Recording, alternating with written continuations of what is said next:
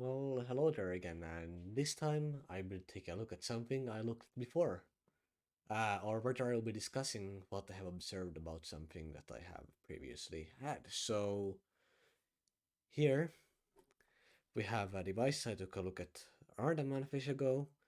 It's called Nokia 6300 4G, and it's a smartphone based on something called KaiOS, which is based on Firefox OS. And Firefox OS is a Linux based mobile operating system that has a huge focus on using web apps and such that is meant to be for lower end devices. It flopped, but but KaiOS is one of the forks from it, and this is what this runs.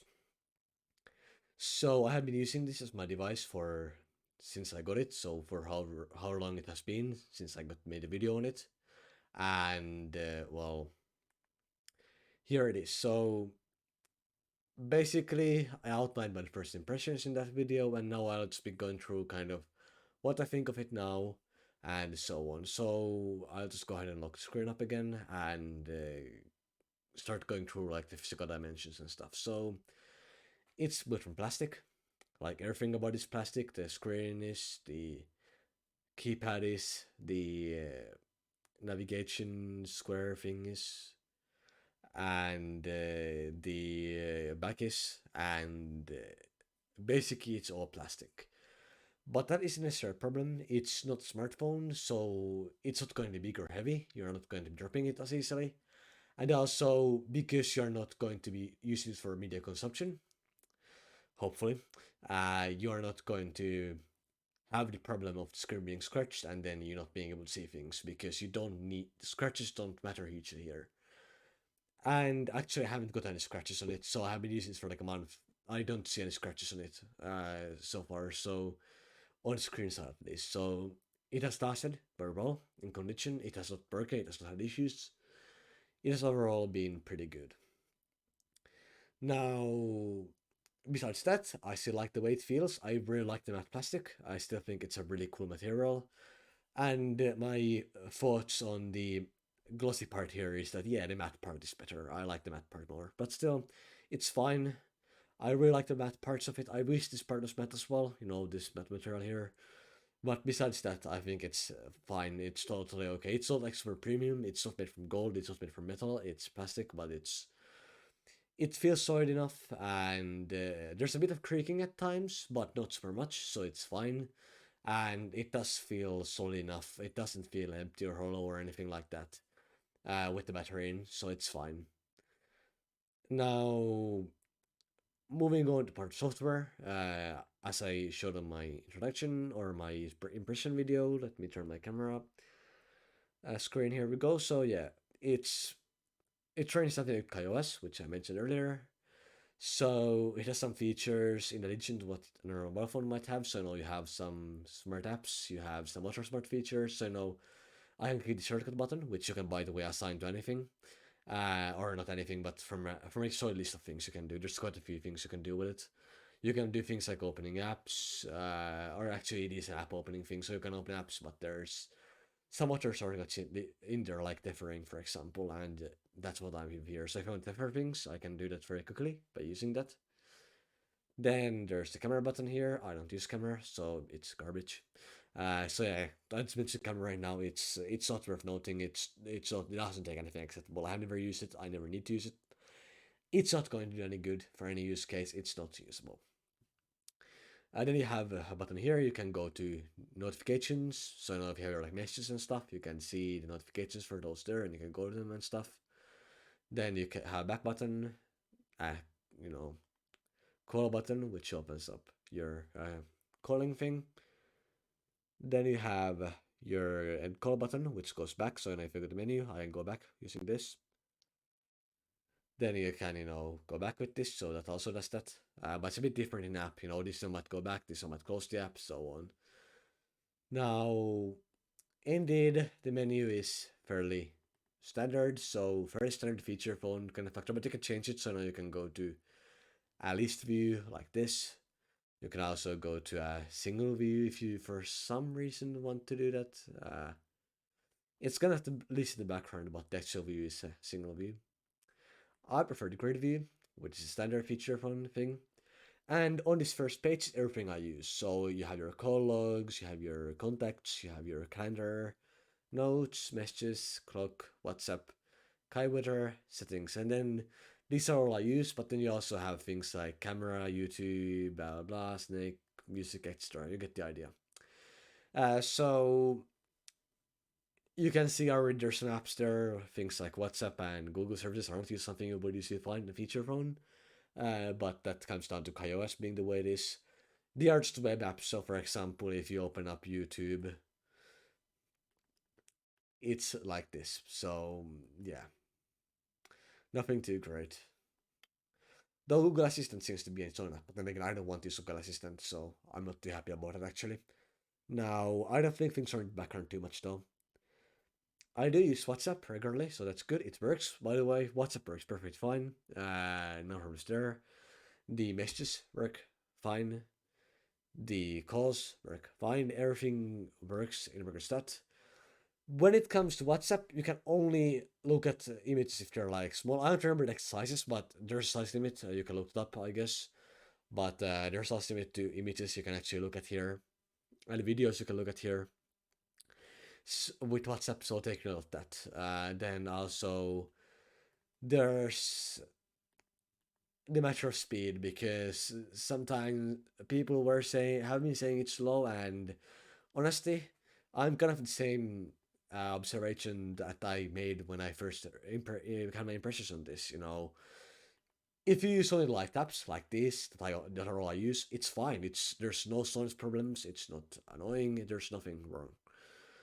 But if you use the more intensive stuff, sorry, for example, Snake, it stutters. It's going to take a few seconds to load the icons back in. If you quit once you quit the app, though, it will be fine afterward, and so on. So if you only use like light apps like messaging apps, settings, weather apps, alarms, messages, calls, so on, you'll be fine. It's not going to have any problems. It's going to be quick. It's going to be fast. It's going to be fine. But if you intend to do like browsing or something, then again, that's not what it's meant for. It's more for emergency thing.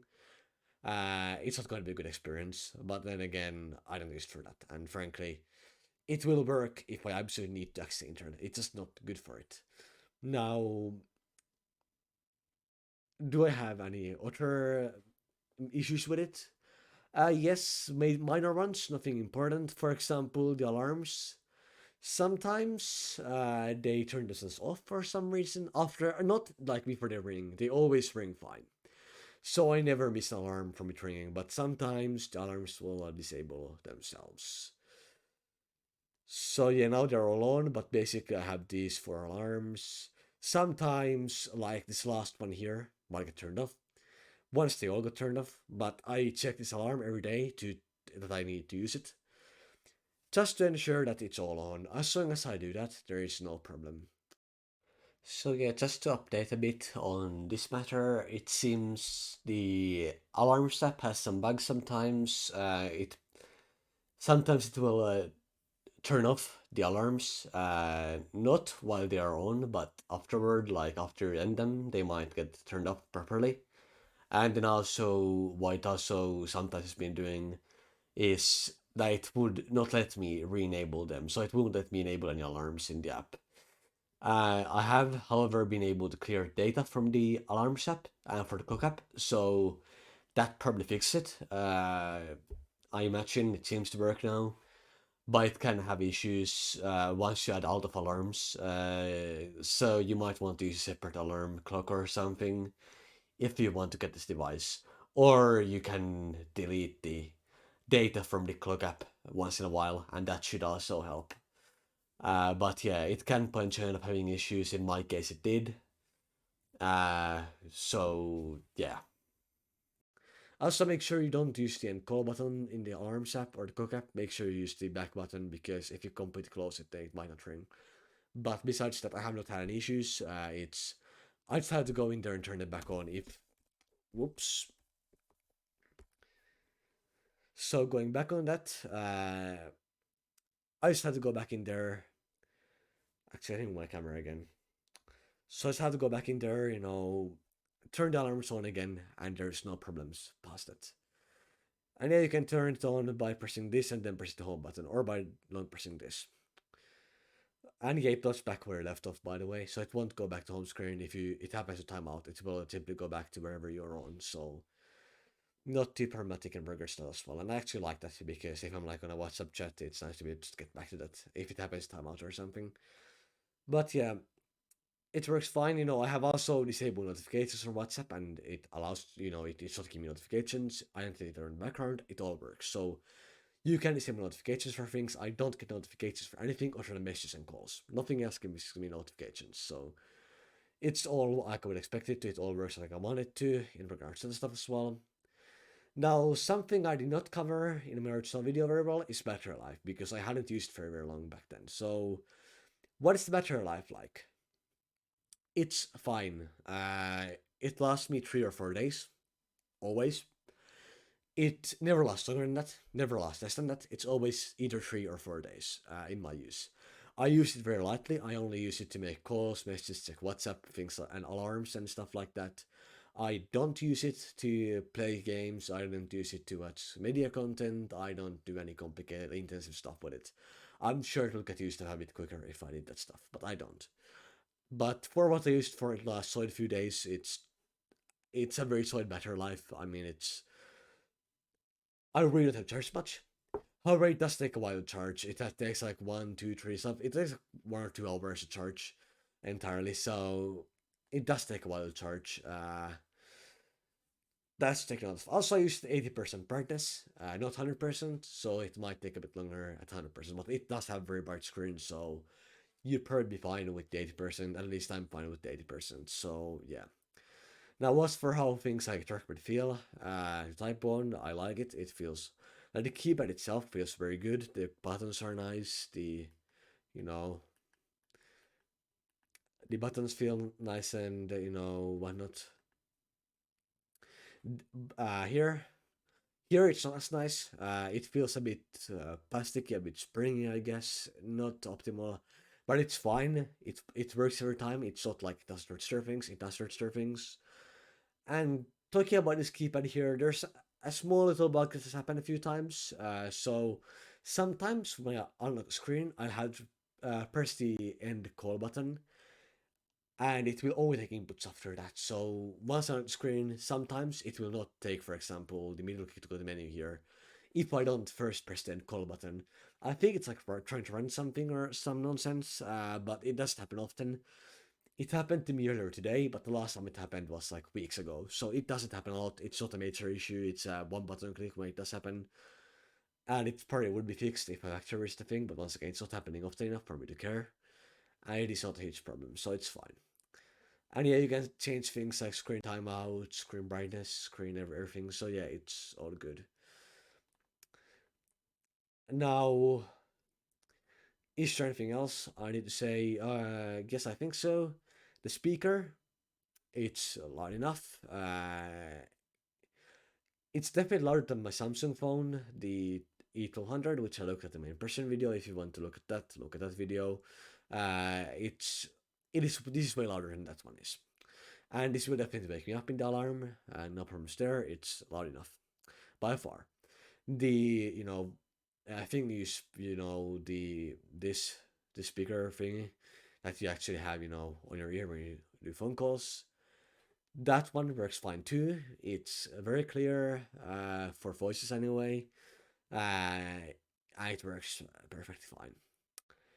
And no problems there. And yet headphone jack is good. It gives good audio quality, so if you want to use earphones, that's going to be fine. At least there's hearing. I don't know how the microphone quality is, but then again, that's probably going to be determined by what they're putting into it.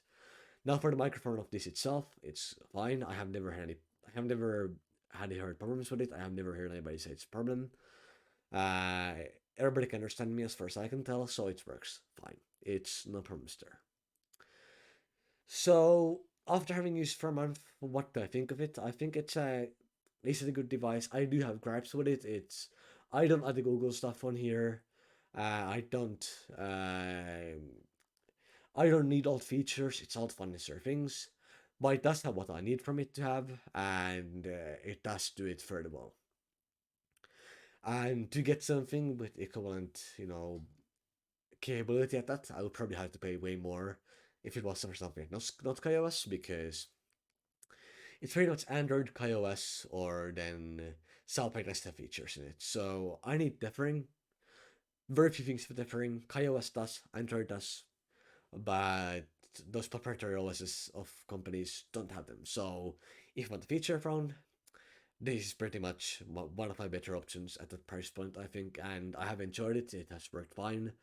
No problems with it. Battery life is good. Um, Although it's plastic, it has lasted me well. It hasn't gotten damage. It's fine. It's good. It's not too slow. It's fairly fast in my daily use. The keypad feels nice. The glossy buttons feel okay. It not great, but okay. The screen is bright enough. The moving angles are horrific, but it's fine because it doesn't matter because I'm not low usage for media consumption. I can see the screen and I can see the screen, so it's fine. I can use it for alarms, I can use it for everything. So yeah, it's all good. But now I got another thing into my mind, which is the maps. It's useless in my experience. It does not do anything at all acceptable or useful. It's complete nonsense. When there's a blue circle, it kind of shows, where it could be in. That thing is multiple kilometers wide. It's not usable, and like no matter how I look at it. So yeah, if you want to use Google Maps on this, don't get a separate GPS tracker or something. This is not going to do a good job. At least not where I am.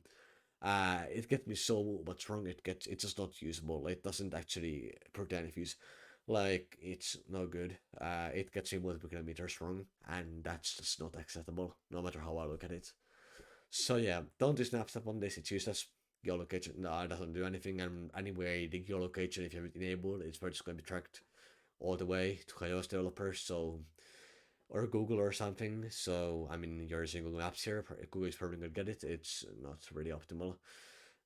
So yeah, I don't have any permissions given to anything except for what I need for like messaging and stuff. I don't, have notification enabled for anything. I don't have things on in the background. I don't have geolocation enabled. I don't have Wi-Fi. I don't have Bluetooth enabled, so on. So I have water tracking disabled that I can disable as well. So yeah, it's fine. I still wish I could get something with this feature set that wasn't iOS or Android, but not happening. It's not a thing. So yeah, overall, it's a very good device. It works well. The camera is garbage. Don't use it. The apps is garbage. Don't use it. It's not going to do well with the intensive tasks, although it's kind of usable, but not good. Uh, it has minor alarm issues, but nothing that would cause big time issues, so it's fine. The screen is fine. Overall, it's good. I like using it. It does perfectly what I need to do. Uh, it's simple to use once I have configured. I only use this for first 9 apps, so the rest don't matter. It does come with a lot of bloat, but I just don't show any of it, and it's fine. So that covers that. I hope it was useful. I hope, that has been able to give you some kind of an idea of what it was like or has been like to use. And it's not different from my impressions that much. The battery life is good, that's really the main thing. But also, I think there's a lot more value to these words that I'm saying because I actually know what's like better now. So, yeah, it's a fine device. That's that. Bye.